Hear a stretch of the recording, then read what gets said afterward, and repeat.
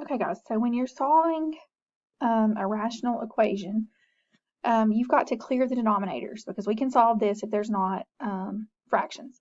So what we need to do is factor this one in the middle first. So this factors into x plus 4 and x minus 2. So we're going to use that now. So to get your common denominator, I just start with the first fraction, and the denominator for it is x plus 4. So we know we need x plus 4. Go to the next fraction. It has x plus 4 and x minus 2. We already have x plus 4, but we need x minus 2, so those will cancel. Then you look at the last one. It's x minus 2. It's already there, so this is our common denominator. So we go through, and we're going to multiply each one of these by the common denominator. So I'm going to go through here and multiply this by x plus 4, x minus 2. Multiply here by x plus 4, x minus 2. And the same thing here, x plus 4, x minus 2. Then we're going to cancel what will cancel. So in this first fraction, x plus 4 cancels. We're still left with x minus 2 times x plus 1. In the second fraction, x plus 4 cancels and x minus 2, so we're just left with x squared minus 18x. Then we have a minus sign in the middle. On the last one, x minus 2 cancels, but we still have x minus 4 and x plus 4. Okay, so after you multiply these by the common denominator, that should clear your fractions, which is the first step. Then we have these parentheses still left, which means we need to FOIL these out.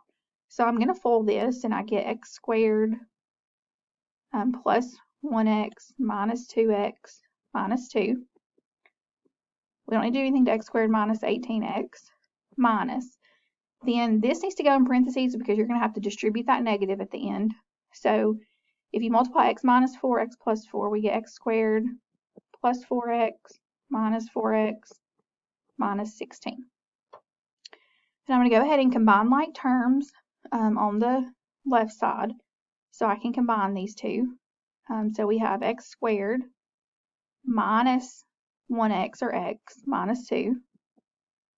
On this side, leave these minus, and then we can look at these, and negative 4x and positive 4x cancel each other out. So we're just left with x squared minus 16. Okay. Then what we're going to do is distribute this negative sign. So I've got x squared minus x minus 2, and then x squared minus 18x minus x squared, and then this will become plus 16. Okay. Then we still have some terms on the right side that I can combine. Negative 8, sorry, not that one. X squared and negative x squared cancels. Okay. So we're just left with x squared minus x minus 2, and then negative 18x plus 16. Now, anytime you have x squared in an equation like this, you need to move everything to that side so that you can factor. So I'm going to add 18x and subtract 16.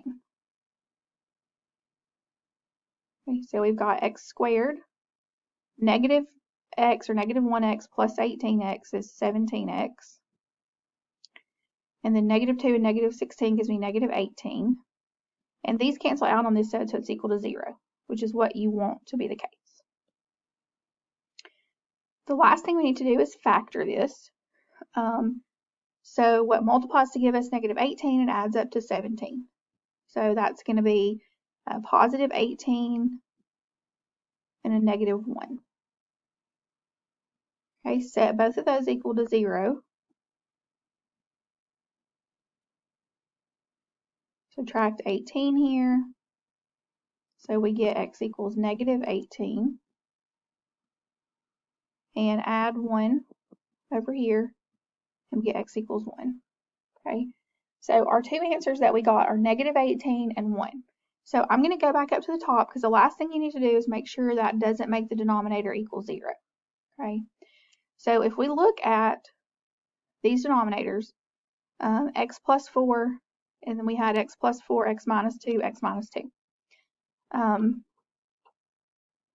Those answers that we got, negative 18 and 1, if you plug those in here, negative 18 plus 4 is not 0. 1 plus 4 is not 0.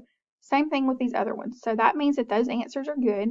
And so your final answers are this negative 18 and a positive 1.